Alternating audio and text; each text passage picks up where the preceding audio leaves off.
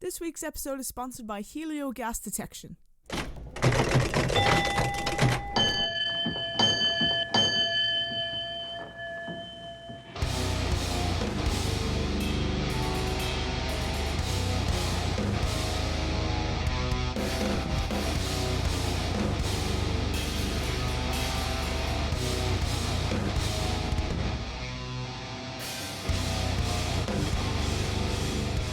Hey everyone, this is Letty from the Smash and Skull Sessions. I'm joined by Daniel from KOLLAPS. Daniel, how are you doing? I'm doing good, actually. Just woke up a little while ago. I work all night, so yeah, been awake for a little while. Nice one. And what do you do as work, like at night? I work as a forklift operator at DHL. Ah, that's really cool. Yeah, I guess. Well, I find it cool, but well, so you're forklift certified. Nice one. Yeah, So been to doing our it for listen, been doing it for a lot of years now. and do you enjoy it? Yeah, it's pretty good. Very I good. mean, it is what it is. It is as it is. So, to the listeners who maybe haven't heard of you guys before, could you introduce yourself and your role in the band? Yeah, so my name is Daniel, and I play guitar and scream, sing for KOLLAPS. We are a post-metal sludge, post-hardcore band from the south of Sweden. Been doing this for 7 years, almost, I think. This band, at least. So music I've been doing for a while, but this band has been going on for 7 years, and yeah, it's Nice one. going pretty good at the moment. Very good. So, how long have you been doing music in general for then? Because KOLLAPS, as you said, has been going 7 years. So, Yeah, I started playing when I was about 14, I think. Started playing bass, and that's a long while ago. I'm 46 years old, so I've been doing it for 30 plus years.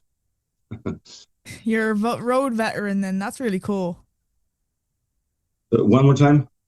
You're a veteran of music. That's really cool. Yeah, yeah, yeah. So they say. It's been a lot of years, a lot of bands, and a lot of shows as well. So it's been a cool ride so far. Awesome. And how did the band KOLLAPS start?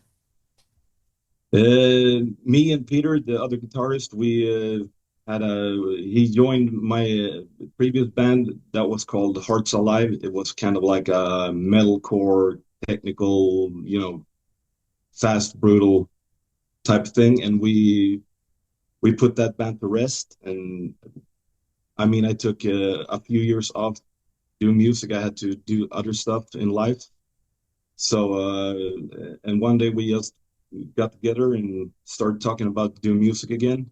And so we went on a trip to Gothenburg to see a band that we really liked that's no longer as active. And we started talking and said, yeah, let's try to figure something out.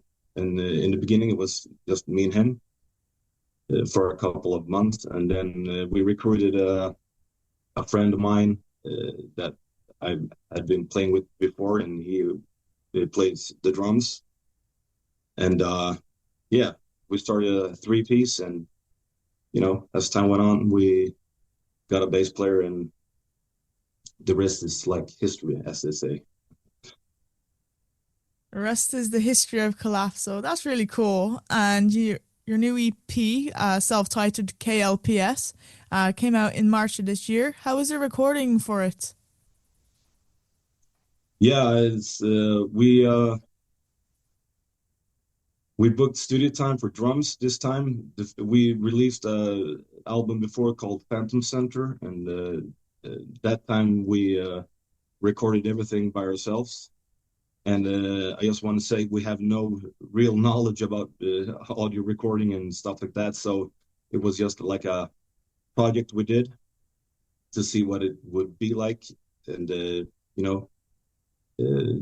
never had any real hopes of releasing it on a label or anything like that. But it turned out pretty good for being amateurs that we are. So, uh, but well, we decided to do it properly this time, and we recorded drums in a studio to get a real good drum sound, and then actually we were supposed to do guitars and stuff like that in the studio as well, but uh, due to certain things, we couldn't do it, so we ended up recording it ourselves, me and Peter.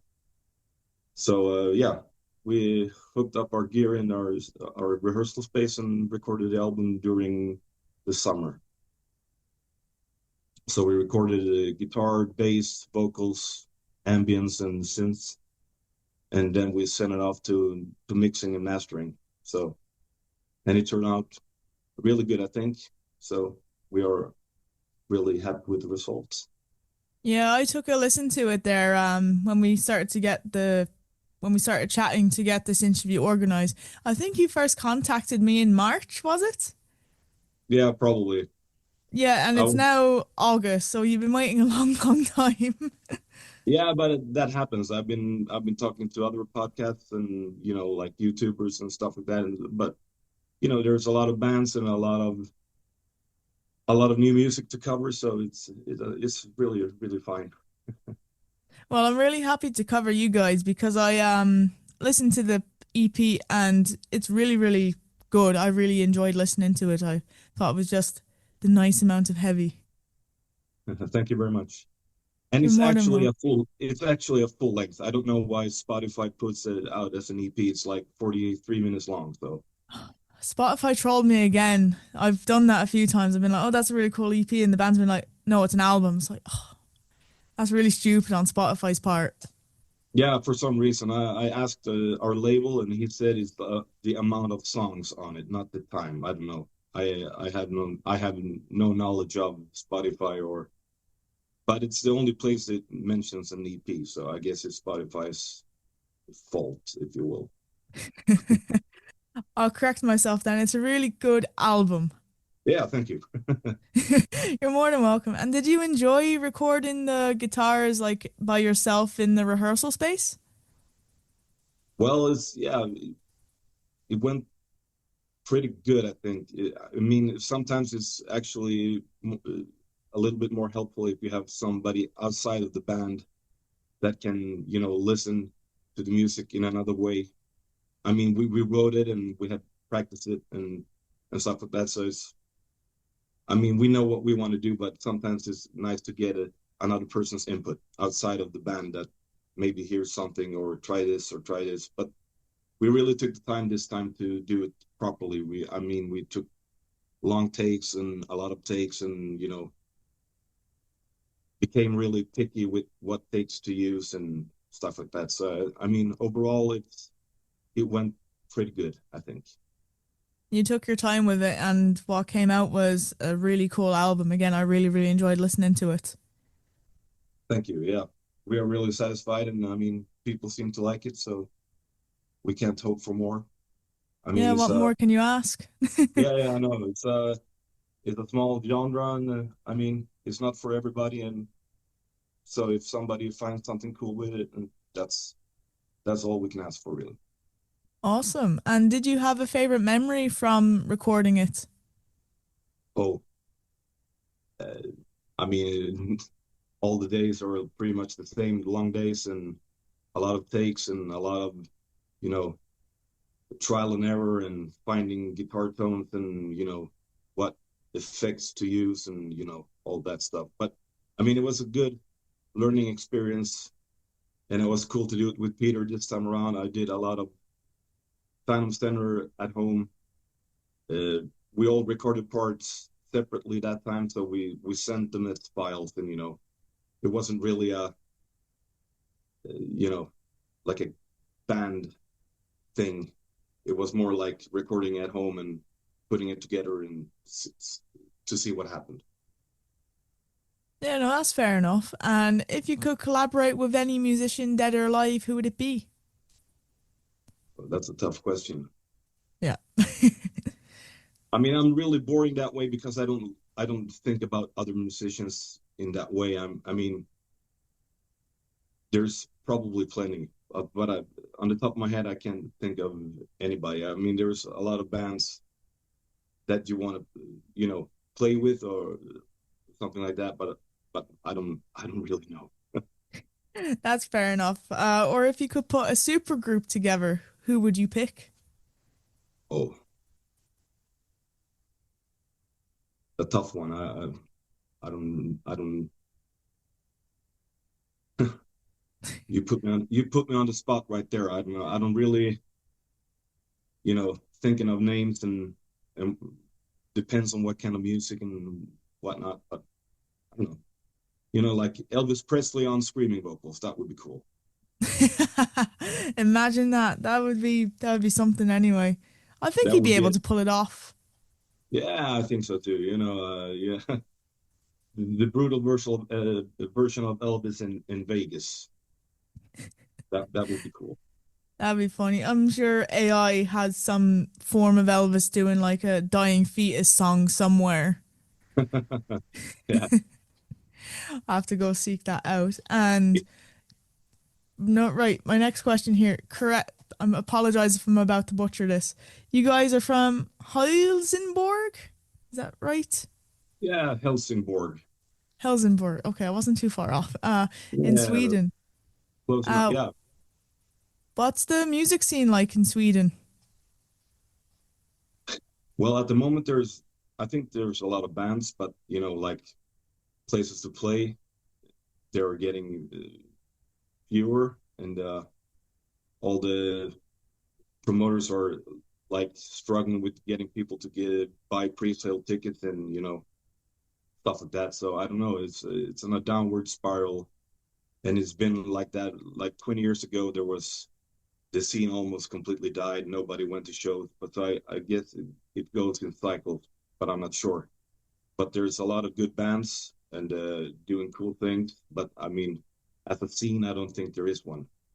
I mean, there is events and sometimes, and bands want to be a supporting act to the bigger bands that come through Sweden. But I mean, I don't think there's that many shows, but I could be wrong. Yeah, that's But that, that's a shame to hear that there's not a lot of places to play music because it's kind of the same in Ireland. I think I read a statistic the other day that a pub a day is closing over here. mhm. So that's pretty depressing. And Yeah, that's I know. more fewer places for bands to play as well.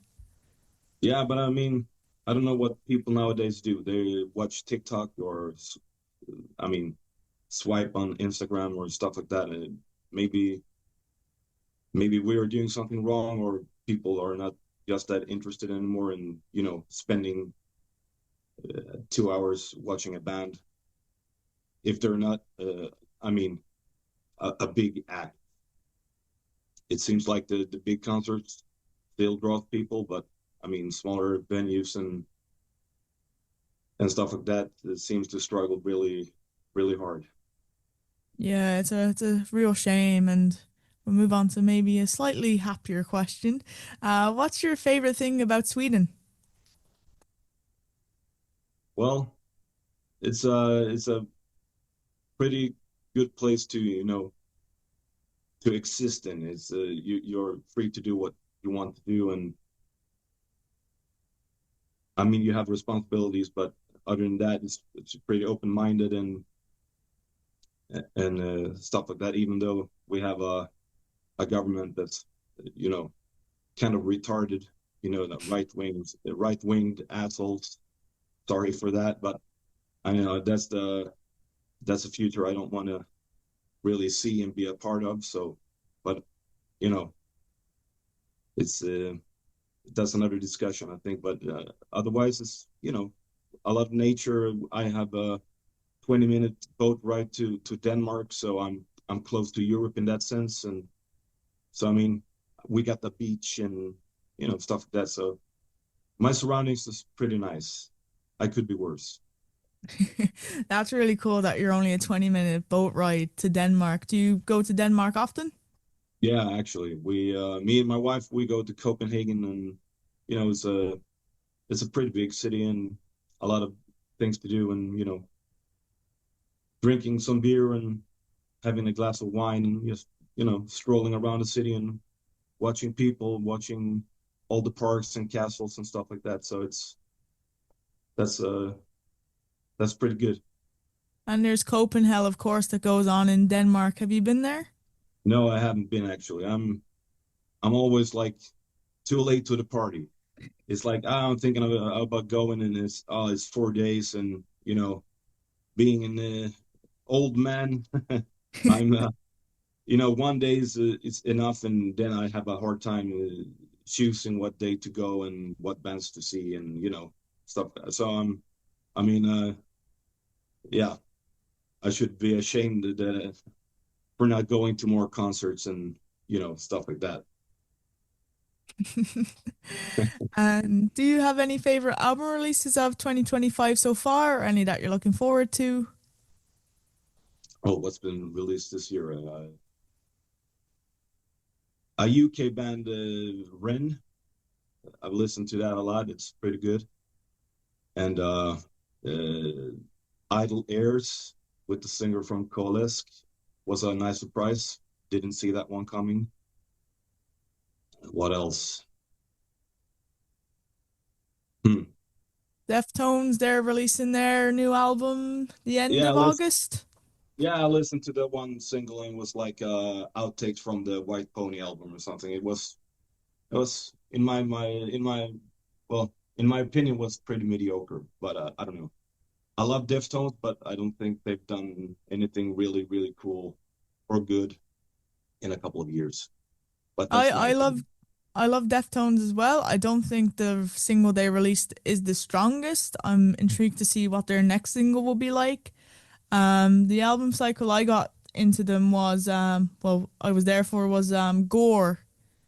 So the Mm. one from 2016, I think it was. Yeah, it's about 10 years old. Yeah, So what I was started. what album did you get into them? Oh, Adrenaline for sure. I saw them live in '97, and it was really really good. And then Around the Fur came, and I was super excited about that band. That was yeah, I like heavy music. Not only heavy music, but that was the album that really uh, got me into them really much. And then White Pony came, and I was like, I'm not sure about this. And but over time, it grew, and it's probably my favorite album of theirs. And I mean, in some sense, that inspired us in Collapse as well. The ambience and stuff like that. And I think they do that really good on that album, and have since. But I mean, they've lost a little bit punch over the years, and but I mean, it's natural if you do a band for 20 plus years. So I mean, you can't reinvent yourself every time. Yeah. I think my favorite album from them is Saturday Night Wrist. Oh yeah, that's really good. Also. I really like them. I think White Pony is probably their weakest. That might be a hot take or controversial opinion. No, but that's the beauty with music. Everybody has their own, perceptions of stuff and their own tastes. And I mean, it would be boring if everybody liked the same thing. Exactly. Like I've come back to maybe four songs off of it. Back to School. Um Trying to think now off the top of my head what the songs are. Digital Bath, House of What's Flies. House of Flies, that's one of the ones I come back to. What's the one with Maynard James Keenan? Passenger. Passenger. Yeah, yeah. That's yeah, and I like the mini maggot of Back to School, whatever whatever that one's called, the extended edition, and they did like the little new metal version of it as well. I think the rest of it's kind of filler. Like I've never been a fan of Elite or any of those songs. Mm. Yeah, I mean, it's been a while since I listened to it, but is that an album I can listen to? And yeah, there are probably fillers like every other album with every other artist, but I mean, yeah, What's your it, least favorite album? with Deftones, Yeah. uh, me and you know. names of albums. Probably the self-titled one with the skull and the roses on the cover. Oh, yeah, yeah, yeah. I think Minerva was a single on that one. That was pretty much the only song that I really enjoyed on that one. But yeah, I mean, it's been a while since I sat down and listened to the whole catalog with Deftones, so I'm not really up to date on what song is on what album. You know, Minerva is on that. I think it was like the lead single for the album. But I Yeah, think that when they did their self-titled, I like the self-titled. When they sat down to maybe do it, I bet Chino was just like, yeah, everything we've just accomplished with Adrenaline, Around the Fur, and White Pony. Yeah, let's go in the opposite direction and go all shoegazy. yeah. But I mean, that's Deftones. They can do one album that's like very down tuned and like the chuggier riffs, and then they do something completely opposite. And I think that's pretty cool. Not doing the same formula over and over. And I mean, every band should probably aspire to do the same thing. I mean, for us, if we're talking about bands and stuff, we next album we don't know how it will sound. I mean, we did a self-titled, and that was pretty heavy and focused on a lot of meaty guitar riffs and stuff like that. And next time around, maybe we're gonna go mellow. I don't think so, but I don't know. We want to explore our avenues and see where we end up with our music, and not trying to copy paste and do six more tracks of exactly the same. Now that's fair enough. Just wait for the vibe for it to come for the next album and then execute it. Yeah, basically. Nice one. And we're on to our last question. Do you Yeah. have any advice for anyone wanting to start a band in 2025? My advice would be to practice and have a plan of what you want to do. Maybe it will not end up the way you thought it will, and then don't be discouraged if nothing happens, because it will take a lot of time and hard work and determination, and you really have to, you know, be on people to make them hear you. Spotify and stuff like that isn't guaranteed to reach an audience. I think I read somewhere that there's a lot of artists that only has about like 200 plays. So you need to, you know, get out and also play live, of course.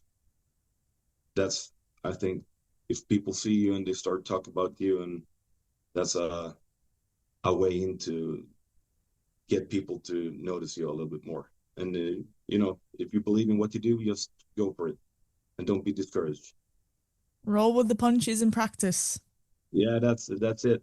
And have a kind of a plan on what you want to do, and try to find people that are willing to help you and not take advantage of you, and help you because they like you as a person or persons, or your music or your band or whatever. So if you have a support system in the music business, that's really helpful.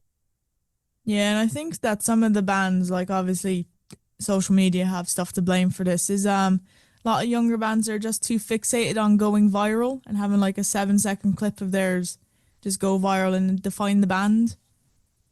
Yeah, and that will not happen if you don't have any, if you're really lucky, that will happen. If some influencer that's really huge finds you and puts your stuff out on their channel or whatever. But I mean, it's not the right way to go, because all these are just snapshots. It's not for the long term. 7 seconds and you do 200 minutes music. I mean, it's not really fair to anybody. I mean, you can get famous, but it's for 7 seconds. I don't know if that's nothing. That's not something I would like, anyways. It doesn't seem really worth it if you put like your heart and soul into this music and like the thing that defines your whole career is 7 seconds.